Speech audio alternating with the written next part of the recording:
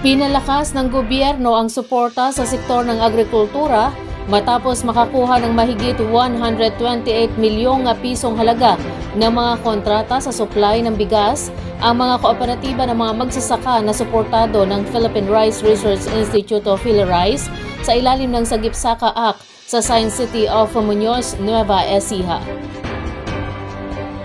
Ang mga kontrata ay naisakatuparan sa pamagitan ng Rice Business Innovation System o RICE-BIZ program na naglalayong mabigyan ng tiyak na pamilihan ng mga organisadong kooperatiba ng magsasaka habang nagsusupply ng bigas para sa mga programang pang-ayuda, subsidiya at serbisyong panlipunan ng iba't ibang lokal na pamahalaan at ahensya ng gobyerno. Layuning pataasin ang produksyon sa agrikultura, mapalago ang kita ng mga magsasaka at palakasin ang sistema ng seguridad sa pagkain sa pamagitan ng direktang pag-uugnay sa mga producer at mga institusyonal na mamimili.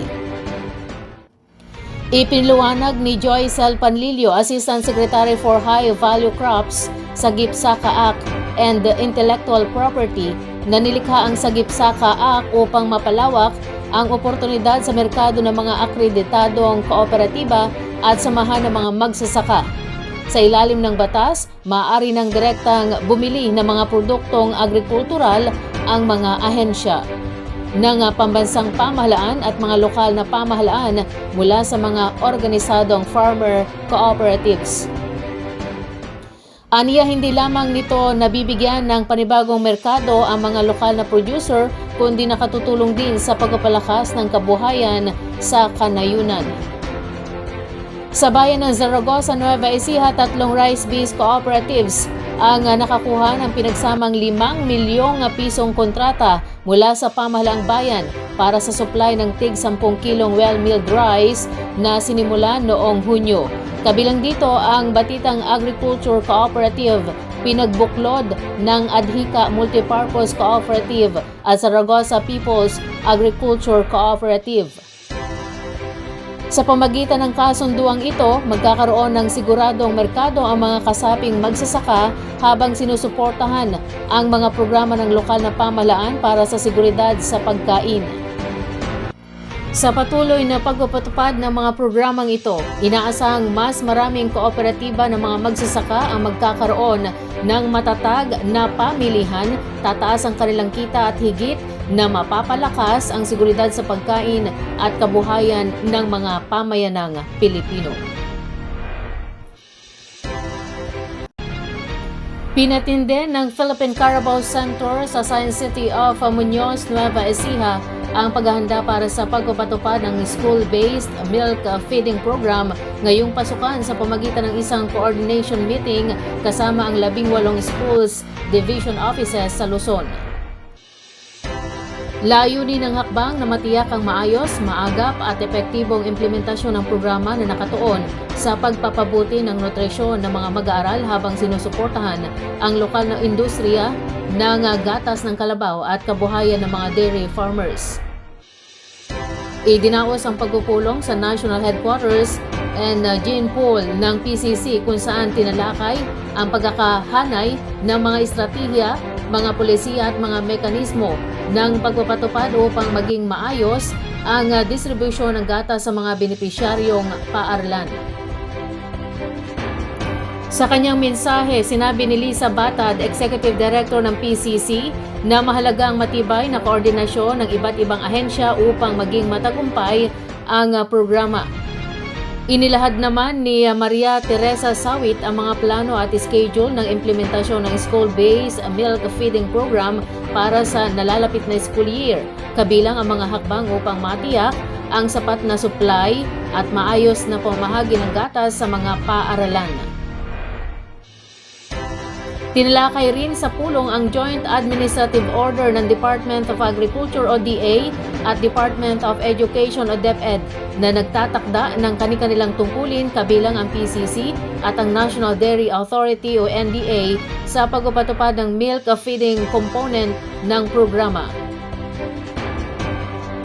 Bilang bahagi ng aktibidad, inilibot din ang mga kalahok sa mga pasilidad ng PCC upang higit nilang maunawaan ang mga programa at inisyatiba ng ahensya para sa pagpapaunlad ng industriya ng Dairy Carabao.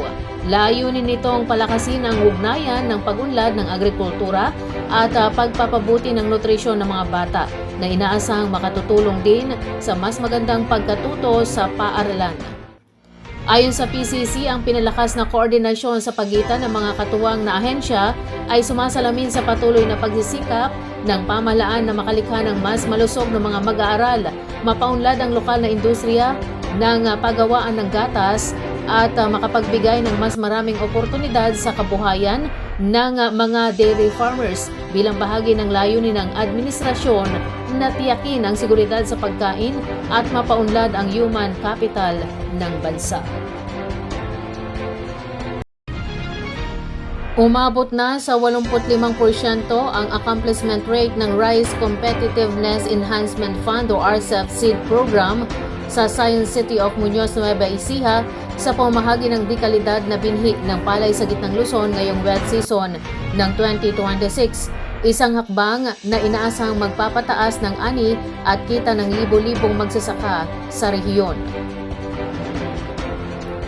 Batay sa datos ng programa, nasa 65% na ng kabuang seed allocation sa Region 3 ang naipamahagi na noong Mayo 2026, habang patuloy ang distribusyon upang maabot ang lahat ng kwalipikadong benepisyaryo bago matapos ang panahon ng pagtatanim.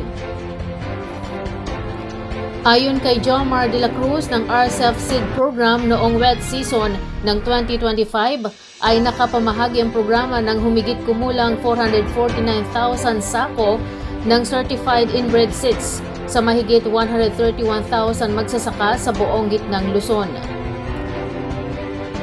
Aniya, pinananatili ng programa ang parehong dami ng ipamamahaging binhi ngayong wet season ng 2026, ngunit mas marami ang inaasahang makikinabang. Ipinaliwanag ni De La Cruz na maingat na pinipili ng RCEP Seed Program ang mga certified inbred seed varieties upang matiyak na ang mga ito ay may mataas na anya at kayang umangkop sa iba't ibang kondisyon ng klima at kapaligiran. Bukod dito, isinasaalang-alang din ng programa ang kondisyon ng bawat sakahan sa pamahagi ng binhi. May mga partikular na varieties para sa mga irigadong bukirin, rain-fed areas, upland farms, at maging sa mga lugar na apektado ng alat ng lupa upang matiyak ang pinakamataas na produksyon. Sa ilalim ng Republic Act No. 12078 na nag-amyenda sa Republic Act No. 11203, kinakailangang nakarehistro ang mga benepisyaryo sa Registry System for Basic Sectors in Agriculture o RSBSA at sa Farmers and Fisherfolk Registry System. Gayon din ay residente ng mga lugar na saklaw ng programa. Hinihikayat din ang mga magsasaka na maging miyembro ng mga akreditadong kooperatiba, irrigators associations o mga cluster ng Department of Agriculture. Upang makuha ang libreng binhi, kailangan lamang magpakita ng valid ID ang mga kwalipikadong benepisyaryo, samantala maaaring magtalaga ng kinatawan ng mga senior citizen at persons with disabilities sa pamagitan ng authorization letter at valid IDs ng magkabilang panig.